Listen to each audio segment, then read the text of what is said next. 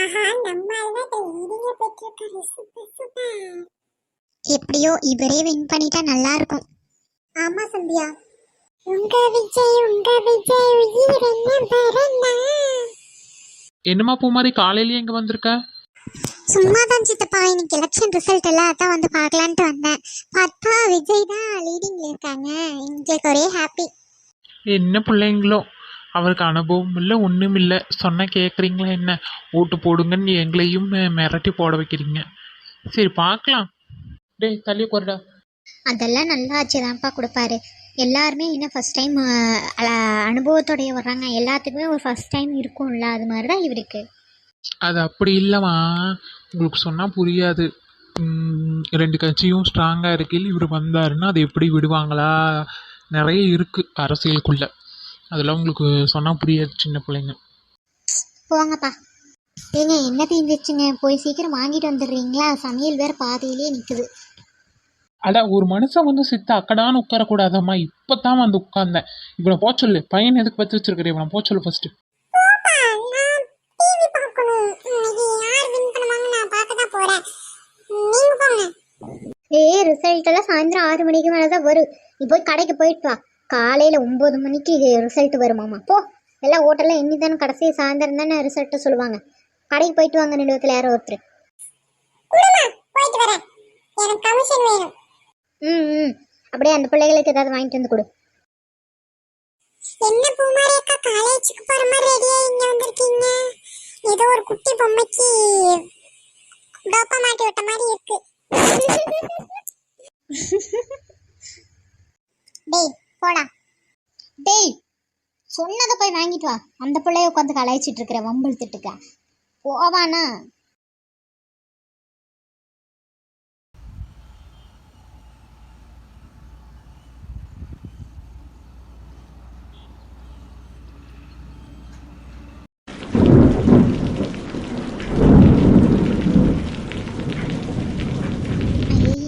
வரதுக்குள்ள மழை என்ன இவ்வளோ வேகமாக வந்துருச்சு. என்னக்கா பண்ணுறது?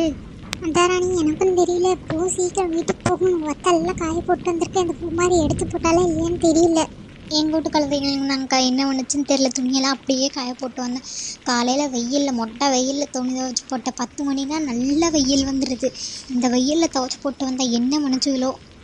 ஆமா, வெயில் தான் போட்டு கொளுத்தி எடுத்தது. திடீர்னு மழை வந்துருச்சு. நான் இந்த மழையை வரும்னு எதிர்பார்க்கவே இல்லை. சரி ராணி, நீ பார்த்து போ. நான் போய் எல்லா வத்தெல்லாம் எடுத்து வைக்கிறேன். சரிங்கக்கா. நெஞ்சுக்குள் பெய்திடும் மாமழை, நீருக்குள் உயிரும் தானடா, சற்றென்று மாறுது வானிலை, திணீரும் நீர்விலை. சோனி, மழையில் என்ன பண்ணிட்டு இருக்க? அம்மா, ரொம்ப நாள் கழிச்சு மழை பெய்யுதா, அதான் டான்ஸ் ஆடிட்டு இருந்தேம்மா. மழை பார்த்தே ரொம்ப நாள் ஆச்சுமா. இவ்வளோ நேரம் வெயில் வெயில் வெயில் சுத்தமாக முடியல. இப்போ பார்த்தோம்னா அப்படி ஒரு சந்தோஷம் எனக்கு. அதுதான் டான்ஸ் ஆடிட்டேன். காய்ச்சல் வந்துருச்சு, யார் பார்க்கறது? முதல்ல போய் தொலை தவட்டிட்டு போய் வீட்டுக்குள்ளே இருப்போம். ஓ, உங்கம்மா எவ்வளோ ஜாலியாக வந்தேன்னு தெரியுமா? அண்ணா அண்ணா அண்ணா சொல்லுப்பா. இதுக்கு எப்படி மலையில் நினைச்சிட்டு இருக்கீங்க? உள்ளே வாங்க, இல்லை இந்த சைடு வந்து உட்காருங்க. மலையிலேயாவது நினையாமல் இருப்பீங்க.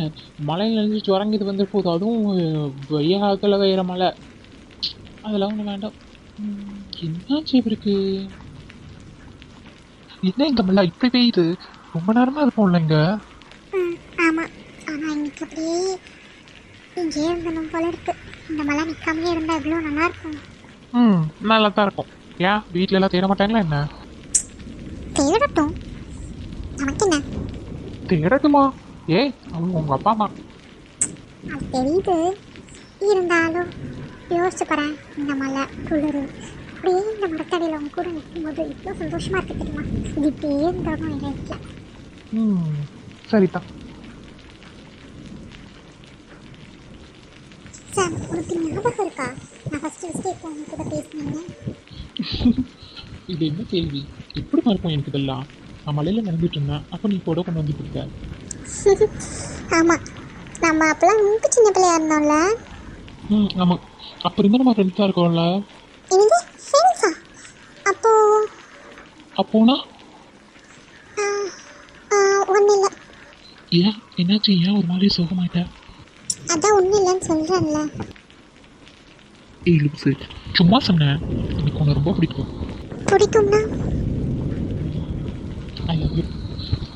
நான் சொல்லுவேன்னு பார்த்தேன், நீ சொல்கிற மாதிரி தெரியல. என் வயிறுமும் வாங்கணும்னு நினைக்கிறேன். ஏய் எங்கே போகிற? நான் இங்கே நின்றுக்கிறேன். ரொம்ப பண்ணுற நீ.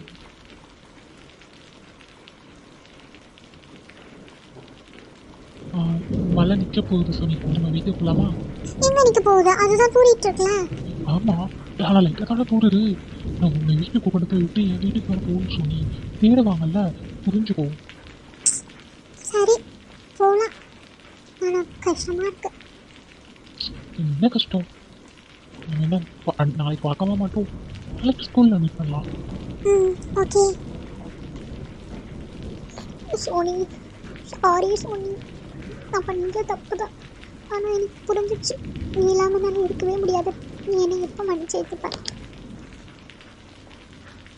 ஐயா இங்கெல்லாம் கால் வைக்க ஆகாது போலயே.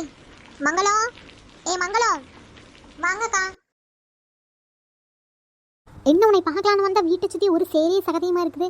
ஒரு நல்ல ஒரு வீட்டை கட்டி வாசல் கட்டி வைக்க வேண்டியது தானே. உன் பையன் அங்கே டவுனில் போயிட்டு மாடி கட்டி இருந்தால் மட்டும் பத்தாது. அம்மா இங்கே ஒரு நல்ல வீடு, ஒரு 2 ரூம் போட்டு ஒரு நல்ல வாசல் மாதிரி போட்டு கொடுத்துட்டு போக வேண்டியதானே. இந்த கோலை குடிசையில் விட்டுட்டு போயிருக்கிறேன். பையன்ட்டு இதெல்லாம் கேட்க மாட்டியா நீ?